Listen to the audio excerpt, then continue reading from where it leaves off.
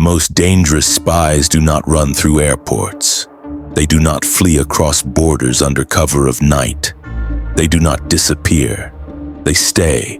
They raise families. They build careers. They attend church. They wave at their neighbors. And for decades, no one suspects a thing. This is the story of a man who entered the United States not to steal secrets quickly, but to become something far more dangerous. A citizen. His name was not Jack Barsky. That name came later.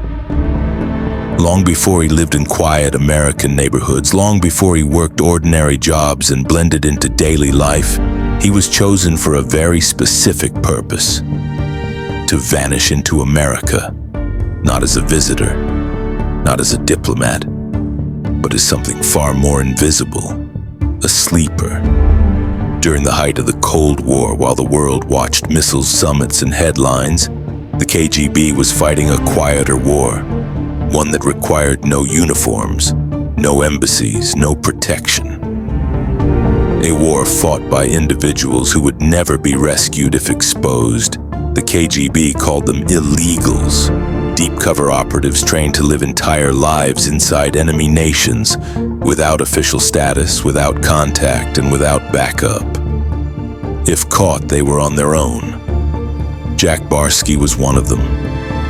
For years, he lived inside the United States under a stolen identity, reporting back to Moscow, absorbing American life and slowly becoming indistinguishable from the people around him. What makes his story different is not just that he succeeded, it's that when the FBI finally discovered who he was, they didn't arrest him, they let him stay. And that decision raises a question that intelligence agencies still struggle to answer. Is a spy still dangerous after the war that created him ends? To understand how Jack Barsky became one of the most unusual intelligence figures of the Cold War, we have to go back to a divided Germany. To a young man who did not grow up dreaming of espionage, but was quietly shaped for it. Because Jack Barsky was not recruited for his strength or his loyalty. He was recruited for his mind and for his ability to disappear into plain sight. Long before he was known as Jack Barsky, he was a young man growing up in East Germany, a country built on surveillance, on informants, on silence. In the decades following World War II, East Germany became one of the most tightly controlled states in the world. The government watched its citizens closely, and the secret police, the Stasi, kept files on nearly everyone. But above even the Stasi stood another force, the KGB. While the Stasi focused inward, the KGB looked outward, searching for individuals who could serve the Soviet Union far beyond its borders. They weren't looking for loud patriots. They weren't looking for rebels. They were looking for something far more specific: intelligence, discipline, emotional control. Jack Barsky, then known by his birth name, stood out early. He excelled academically, particularly in mathematics and analytical reasoning. He was quiet, introspective, and methodical. He did not draw attention to himself. He observed more than he spoke. To the Soviet intelligence apparatus, these were not small traits. They were indicators. The KGB believed that the best operatives were not driven by ideology alone, but by intellect and adaptability. A sleeper agent would need to learn new cultures, suppress personal identity, and live under constant internal pressure without breaking. Barsky fit the profile. At first, he did not know he was being evaluated. The process was subtle: a conversation here, a question there, an invitation that seemed harmless. The KGB never announced itself with force. It tested quietly, gauging reactions, responses, and limits. Eventually, the moment came. Barsky was approached with an offer, one framed not as coercion but as opportunity, to serve something larger, to use his mind for a purpose beyond ordinary life. This was not presented as espionage, it was presented as duty.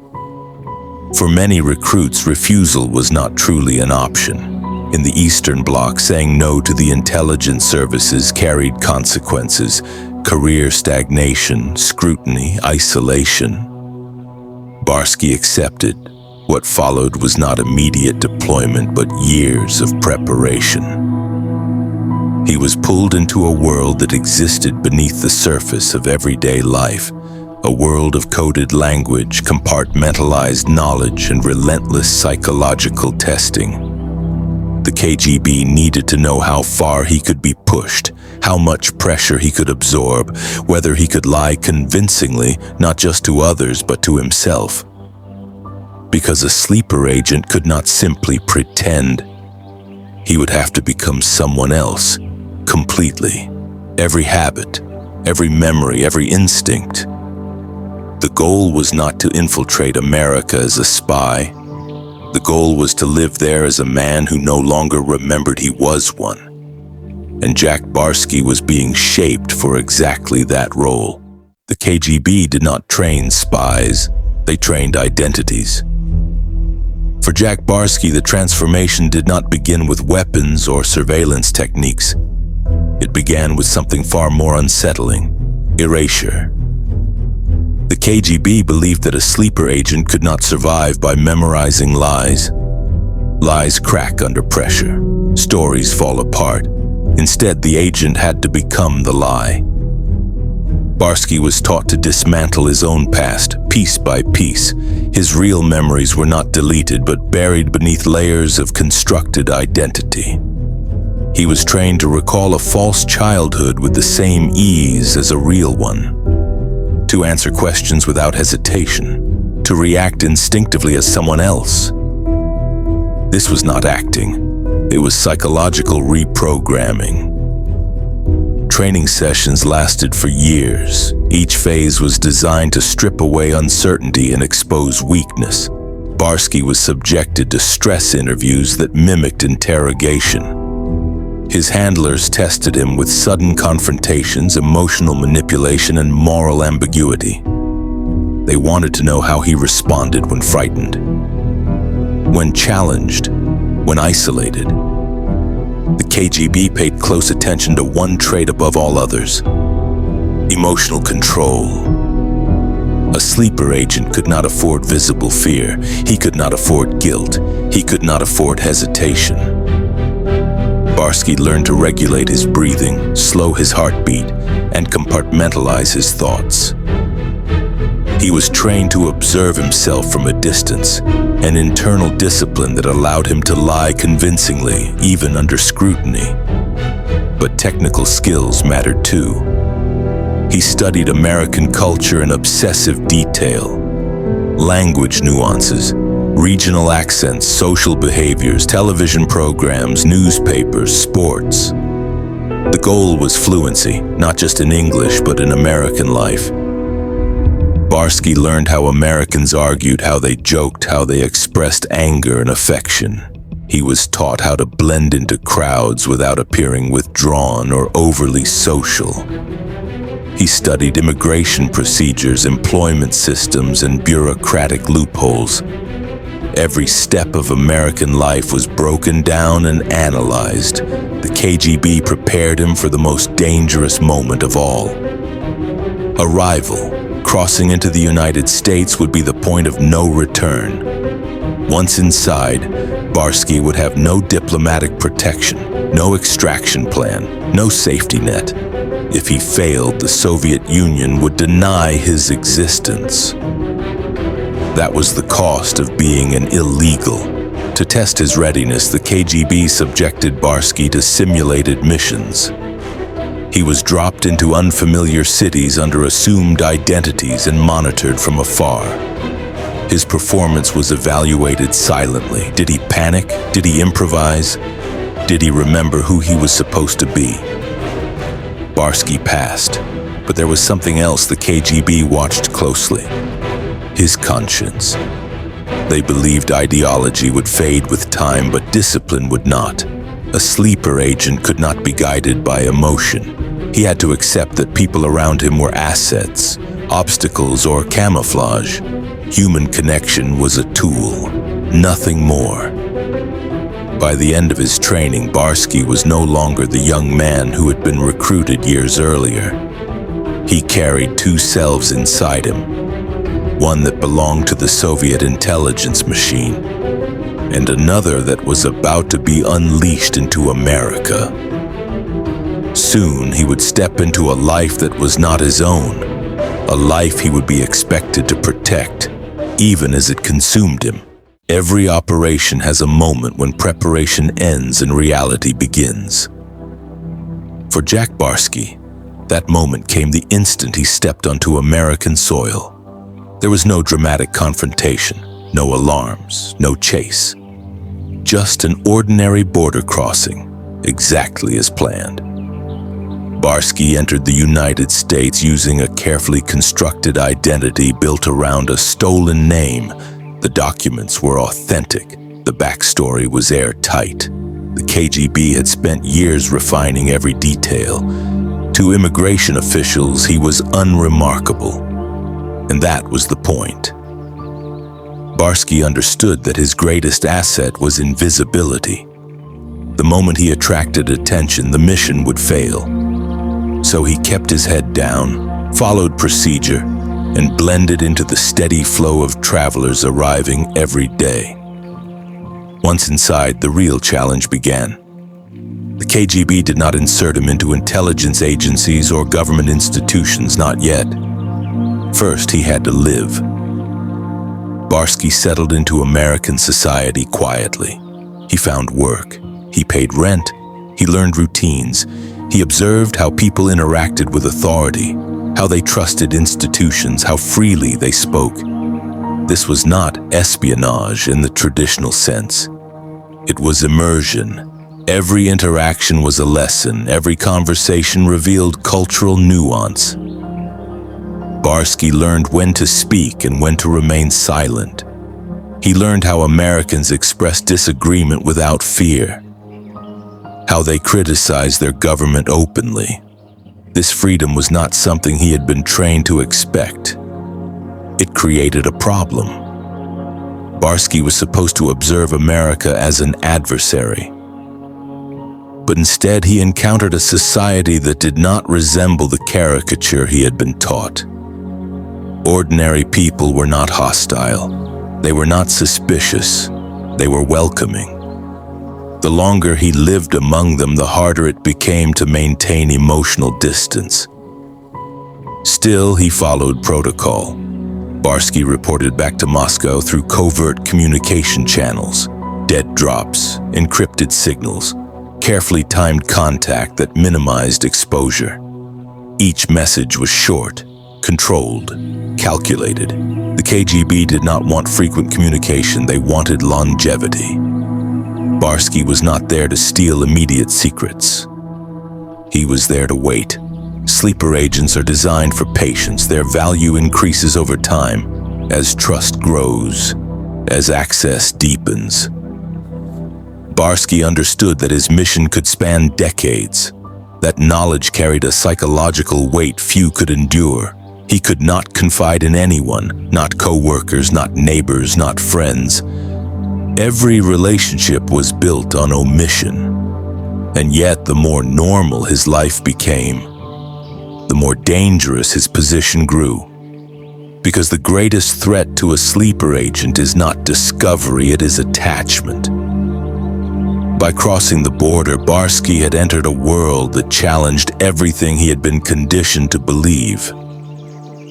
And unknowingly, he had stepped into a conflict that would test his loyalty in ways the KGB never anticipated. The most effective cover is not deception, it is routine.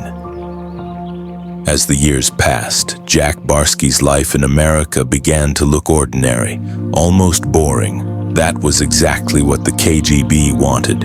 He worked regular jobs, paid taxes, moved apartments, built a schedule indistinguishable from millions of other Americans. There were no coded meetings every night, no dramatic exchanges of briefcases, just the slow, careful construction of a life. Barsky learned how to speak casually, how to complain about work, how to talk about weather and sports without thinking. He learned how to mirror American confidence, how to project ease even when everything beneath the surface was controlled. Over time, co-workers stopped seeing him as foreign. Neighbors stopped seeing him as new. He was no longer the man from somewhere else. He was simply there. But the longer Barsky lived this life, the more complicated his mission became. Sleeper agents are trained to observe society, not participate in it. But Barsky crossed that line. He formed relationships, not strategic ones, not useful ones, real ones. Friendships grew naturally without calculation. Conversations extended beyond small talk. Laughter became spontaneous, and with connection came something the KGB had never fully accounted for: emotional conflict. Barsky was living inside a society built on individual choice, something he had never experienced. Americans questioned authority openly. They expressed dissatisfaction without fear. They trusted systems imperfectly, but they trusted one another. This environment began to erode the rigid worldview he had been trained to carry.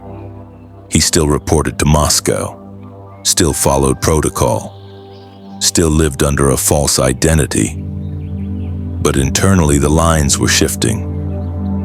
Barsky was no longer simply pretending to be American. He was becoming one. This created a dangerous contradiction. The KGB expected loyalty reinforced by distance, by isolation from the enemy. But Barsky was no longer isolated. He was embedded, and that embedding came with consequences. The more Barsky invested in his American life, the harder it became to see the people around him as adversaries. They were no longer abstract citizens of an opposing ideology. They were individuals, people with routines, hopes, frustrations, and kindness. The mission demanded emotional detachment. Life demanded the opposite. Barsky began to live with a constant internal tension, balancing obedience to the system that created him against attachment to the life that sustained him. And while the KGB monitored him from afar, they could not see what was happening inside. They had trained him to disappear into America. They had not prepared him for what it would mean to belong. For years, Jack Barsky remained invisible. Not because he was perfect, but because no one was looking for him. That changed quietly. Inside the FBI, analysts were not hunting a man. They were hunting patterns, discrepancies, identities that did not align cleanly with records. During the late stages of the Cold War, U.S. counterintelligence began revisiting old assumptions. Intelligence failures abroad, missing assets, and unexplained compromises forced agencies to reconsider a possibility they had long resisted: that the most dangerous spies were not diplomats, they were citizens. Somewhere in a system designed to track movement, money, and identity, a thread began to fray. It was not dramatic. No alarms sounded. No agents kicked down doors.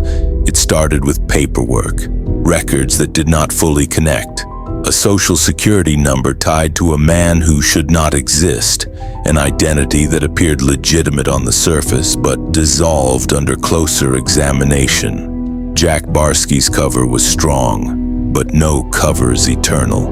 When FBI counterintelligence flagged the anomaly, they did not immediately act. Arresting a suspected sleeper agent too early could expose methods, alert foreign handlers, and collapse years of surveillance opportunity. So they watched. They traced movements, employment, associations, communication habits, and slowly, the picture sharpened. Barsky was not stealing classified documents. He was not contacting embassies. He was not behaving like a traditional spy, which made him far more dangerous. The FBI suspected they were dealing with an illegal, a deep cover operative trained to survive without direct contact. But what made Barsky's case unusual was not just his training, it was timing. By the time the FBI understood who he was, the world that created him was beginning to collapse. The Soviet Union was weakening. Internal fractures were growing. Moscow's grip on long-term operations was loosening. And Barsky was no longer receiving the same direction. The FBI faced a decision: arrest him and close the case, or monitor him and learn everything they could about how sleeper agents lived, adapted, and survived. They chose the second option. Barsky was not informed. He continued his life unaware that his invisibility had ended.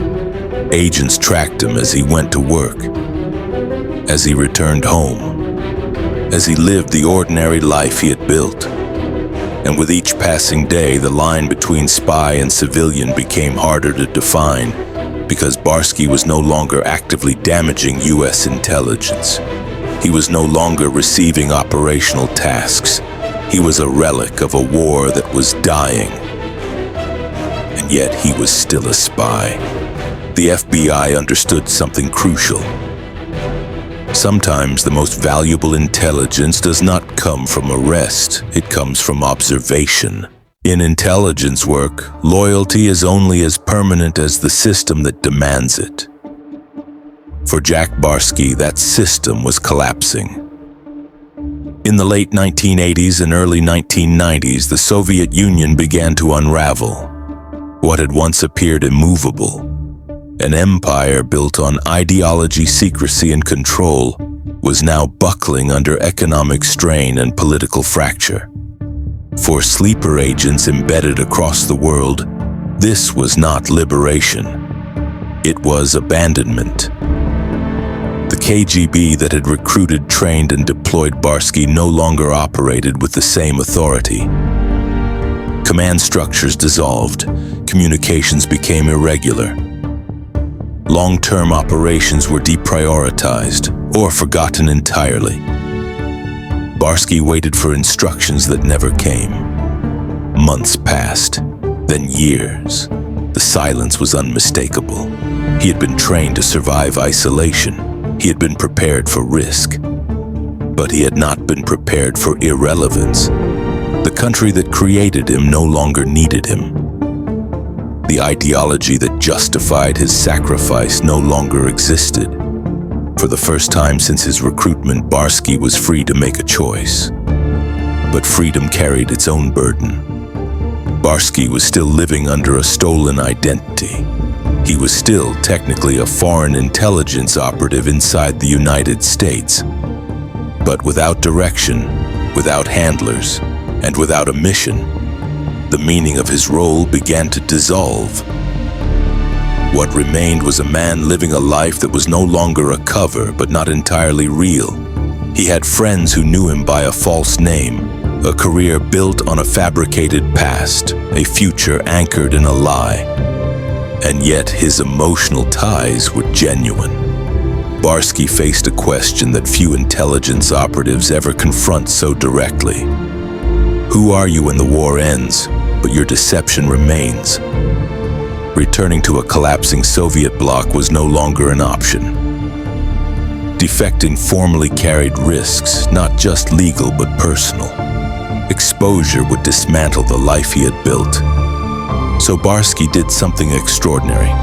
He stayed, not as a spy waiting for orders, but as a man deciding who he wanted to become.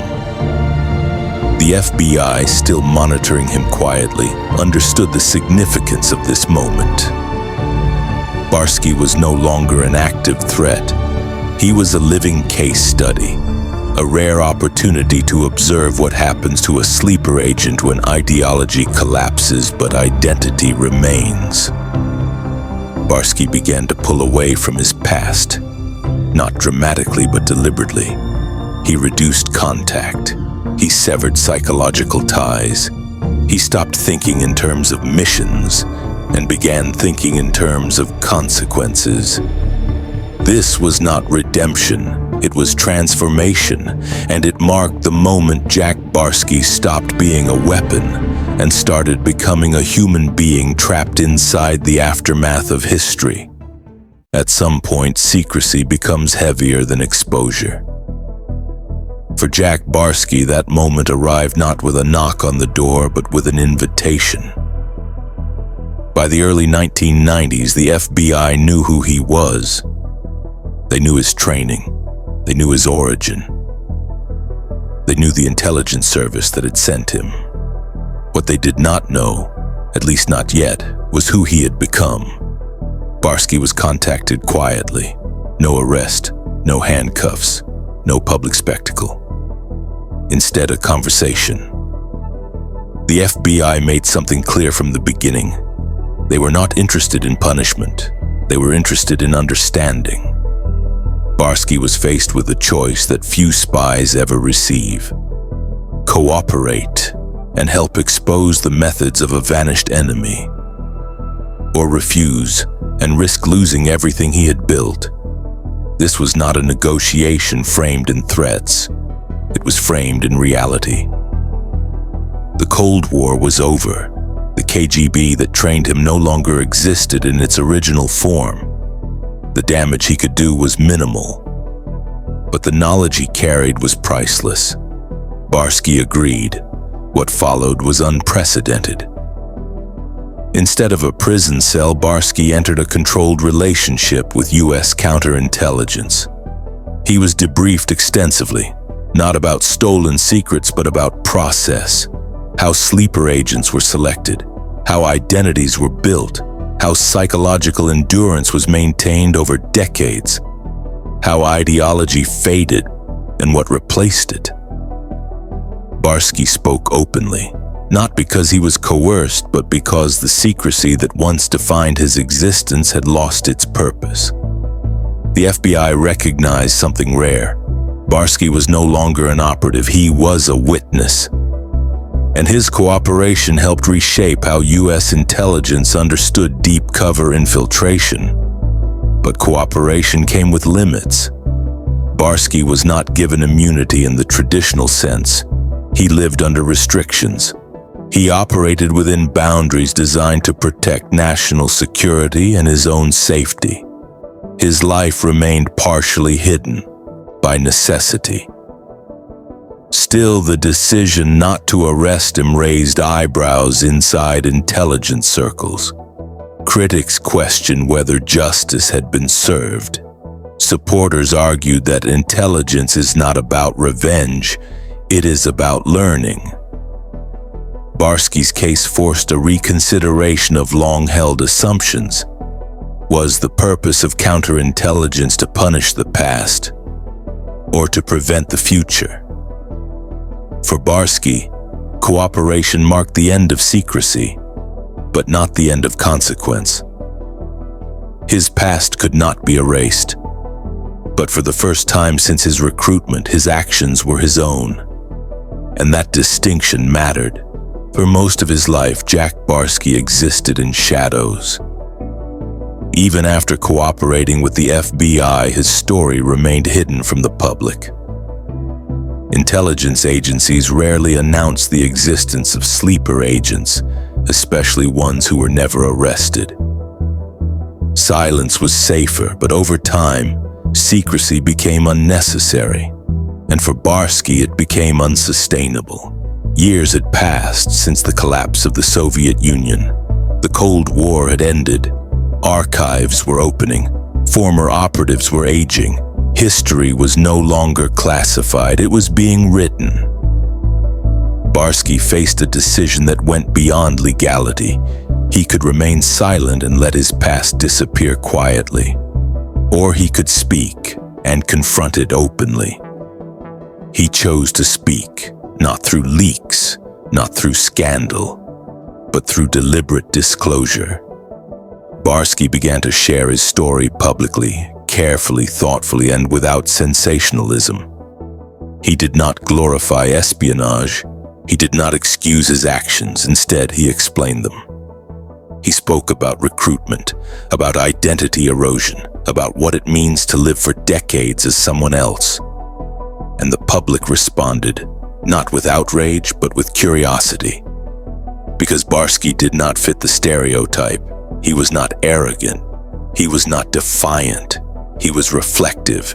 He spoke openly about moral conflict, about the cost of deception, and about the loneliness that accompanies a life built on secrecy. For many listeners, this was the first time espionage was presented not as a thrilling game, but as a psychological burden. Media attention followed, interviews, podcasts, documentaries. Barsky became something unusual, a former enemy who was not asking for forgiveness but offering perspective. His story complicated the traditional narrative of spies as villains or heroes. It forced audiences to confront uncomfortable truths about loyalty, ideology, and the human capacity for adaptation. Some criticized him, others empathized, but almost everyone listened, and that attention served a purpose beyond Barsky himself. It reframed how the public understood intelligence work, not as a series of dramatic confrontations, but as long-term human manipulation that leaves lasting scars. Barsky was no longer hiding, but exposure did not erase consequence. Every public appearance reopened old questions. Every interview forced him to revisit choices that could not be undone. Still, he continued, because telling the story had become a way of taking responsibility for it. And in doing so, Barsky crossed a line few spies ever do. He allowed the public to see the cost of living a lie. Jack Barsky's story did not end with cooperation. In many ways, that is where the controversy began. Inside intelligence circles, his case sparked quiet but intense debate. Some believed the FBI had made a pragmatic decision, prioritizing intelligence value over punishment. Others believed something far more dangerous had occurred, that a spy had escaped accountability. The question was simple but uncomfortable. Should a foreign intelligence operative who lived undetected for years inside the United States face justice, regardless of circumstance? Or does intelligence work operate by a different set of rules? Barsky was never charged with espionage in a traditional sense. By the time the FBI confronted him, he was no longer actively working for a hostile intelligence service. The Cold War had ended. His handlers were gone. His mission was obsolete. Legally, the case was complicated. Morally, it was even more so. Critics argued that allowing Barsky to remain free sent the wrong message, that it blurred the line between accountability and convenience, that it undermined the sacrifices of those who had faced prosecution for far less. Supporters countered with a different argument. Barsky had not caused direct measurable damage to U.S. intelligence operations. He had not passed classified information in the way others had.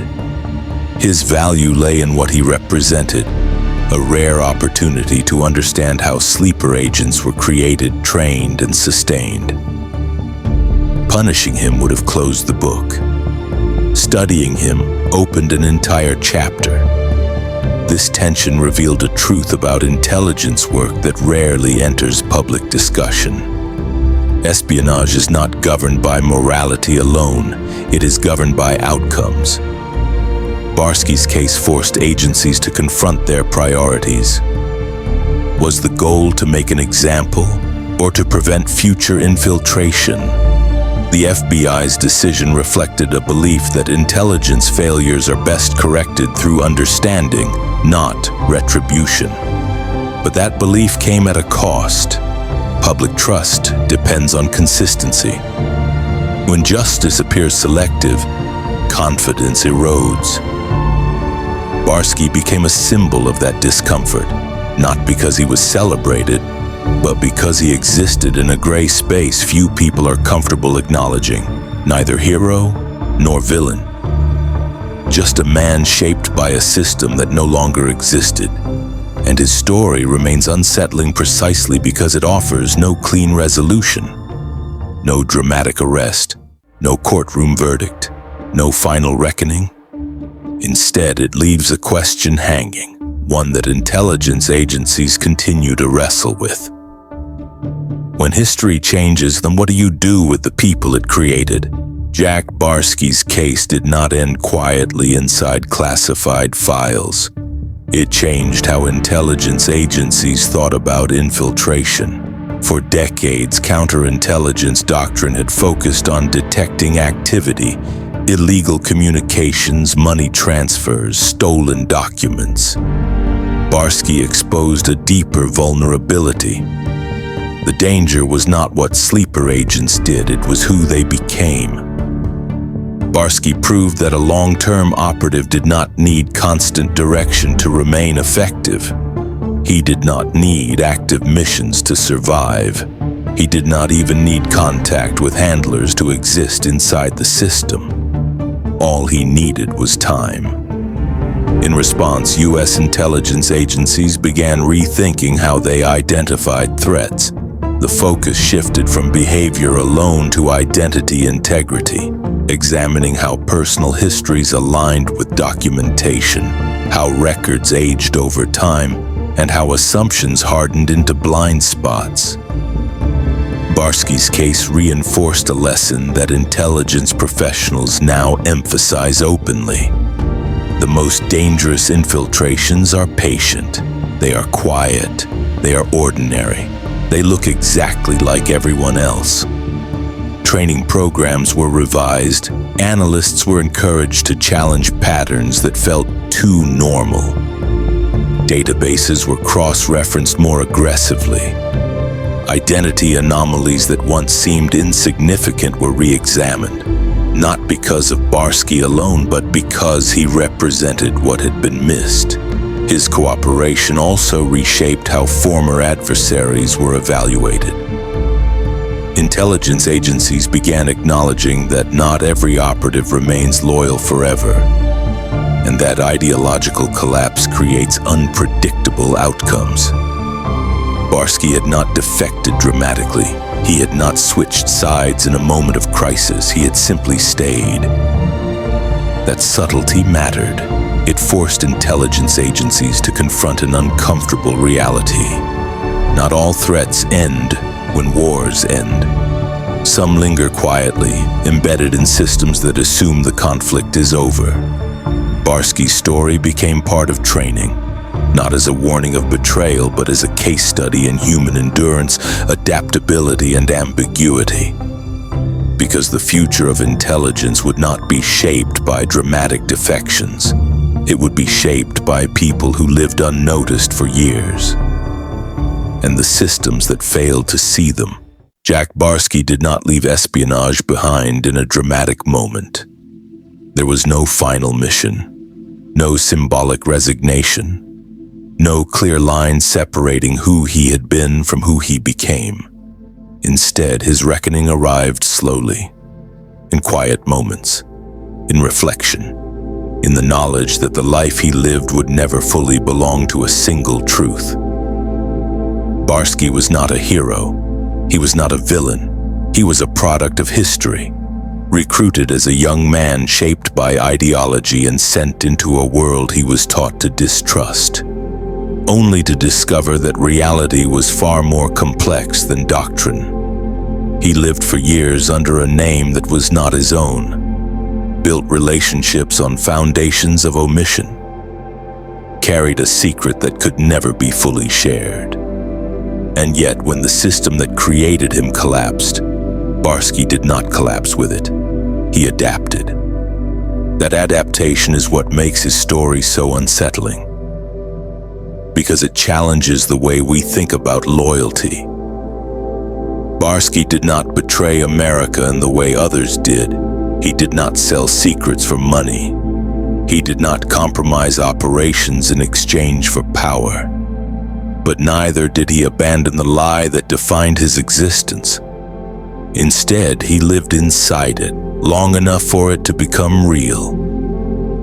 Today, Barsky speaks openly about the cost of that life, about the erosion of identity, about the loneliness of deception, about the realization that no ideology justifies the loss of self.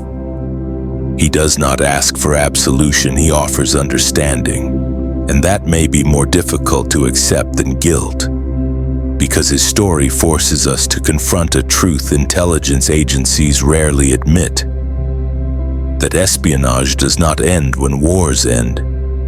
It ends when people decide who they are, after the systems that shape them disappear.